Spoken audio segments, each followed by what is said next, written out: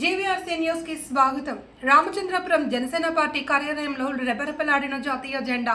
స్వాతంత్ర దినోత్సవ సందర్భంగా రామచంద్రపురం నియోజకవర్గం జనసేన పార్టీ కార్యాలయంలో జాతీయ జెండా ఎగురవేశారు.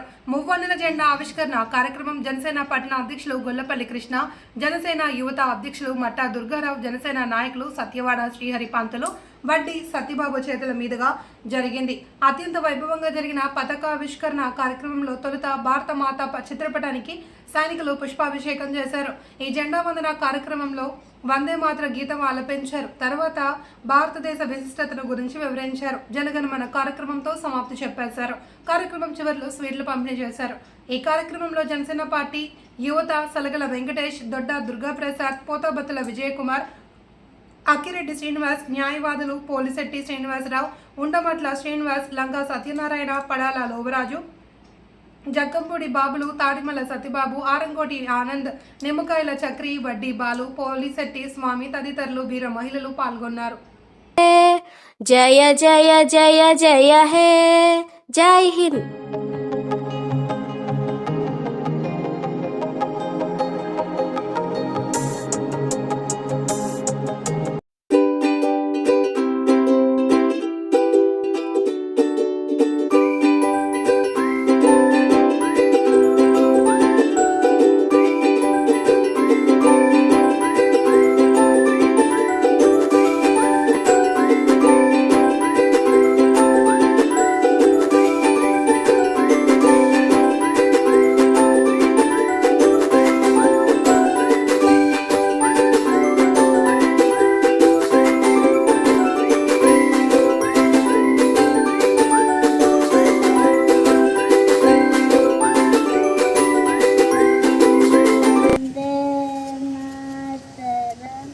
సుజలాం సుఫలాం మలయజ శీతలాం సస్యశ్యామలాం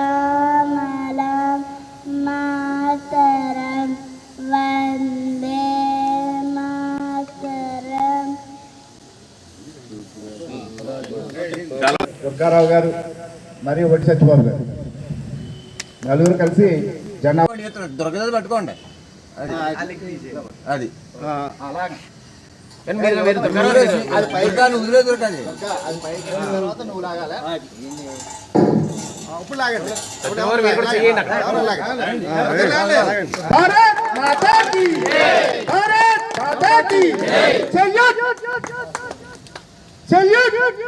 మూడు సార్లు చేయాలండి.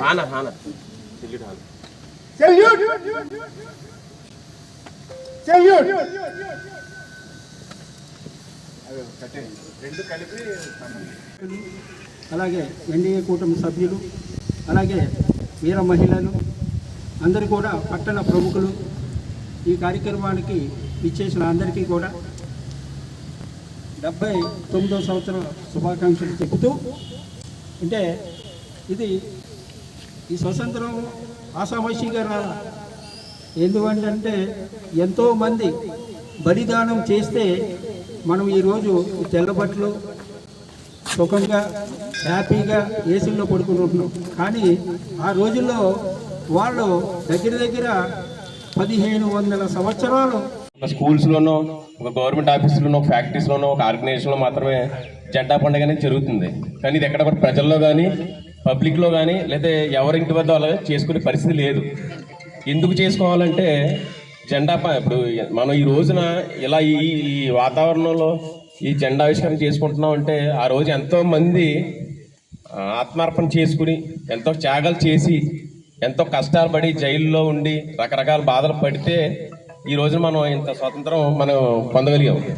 కాబట్టి ఈ స్వాతంత్ర దినోత్సవాన్ని ప్రతి ఒక్కరు కూడా ఒక పండగ వాతావరణం, హిందువులు ఉన్నారంటే సంక్రాంతి ఎలా చేసుకుంటారు, ఇల్లు గుమ్మాలు కట్టుకుని, మామిడి తోరణాలు కట్టుకుని, ఇంట్లో జెండాలు కట్టుకునే పరిస్థితులు చేసుకోవాలండి ప్రతి ఒక్కరు కూడా. దానివల్ల ఉపయోగం ఏంటంటే ప్రతి ఒక్కరికి కూడా, అంటే ముఖ్యంగా మనం పెద్దలు ఏ రోజైతే పాటించామో ఈ పిల్లలకి అది అలవాటు అవుతుంది. అది అలవాటు అవ్వడం వల్ల వచ్చే లాభం దేశభక్తి పెరుగుతుందండి.